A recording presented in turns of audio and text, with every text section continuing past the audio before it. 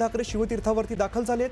संयुक्त सभांचं नियोजन तसंच प्रचाराचे दोन्ही ज्युनियर ठाकरे बंधू याचं नियोजन करतायत। यावरती चर्चा करण्यासाठी आदित्य ठाकरे आता शिवतीर्थावरती दाखल झालेले आहेत। आपण बघितलं होतं कालच राज ठाकरे मातोश्रीवरती गेले होते आणि आजच मोठ्या घडामोडी घडताना दिसत आहेत। आज आदित्य ठाकरे हे शिवतीर्थावरती आलेले आहेत। आगामी काळामध्ये अनेक सभा होणार आहेत। या सगळ्या संयुक्त सभांचं नियोजन करण्यासाठी आदित्य ठाकरे शिवतीर्थावरती गेल्याचं समजतंय।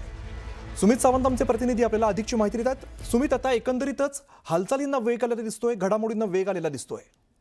बरोबर आहे, घडामोडींना वेग आलाय कारण आता केवळ 15 दिवस उरलेले आहेत निवडणुकांसाठी आणि मुंबई महानगरपालिकेव्यतिरिक्त तर सगळ्यात 29 महानगरपालिका आणि या सगळ्या महानगरपालिकांमध्ये जर यश मिळवायचं असेल तर नियोजन अत्यंत महत्त्वाचं आहे आणि हेच नियोजन दोन्ही ज्युनियर ठाकरे करतात, आदित्य ठाकरे आणि अमित ठाकरे, आणि त्यासाठीच आदित्य ठाकरे आता शिवतीर्थावर दाखल झालेले आहेत।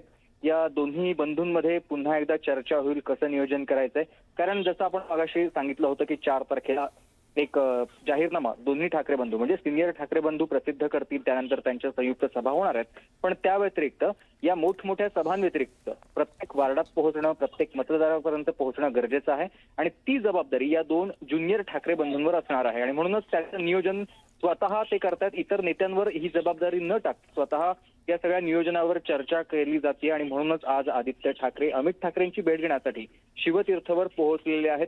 या बैठकीला आता सुरुवात होईल आणि त्यानंतर काही वेळामध्ये या बैठकीचं नेमकं काय फलित आहे, बैठकीमधून काय होतं हे पाहणं महत्त्वाचं असेल। आपल्यापर्यंत त्या सगळ्या संदर्भातली माहिती येणारच असेल।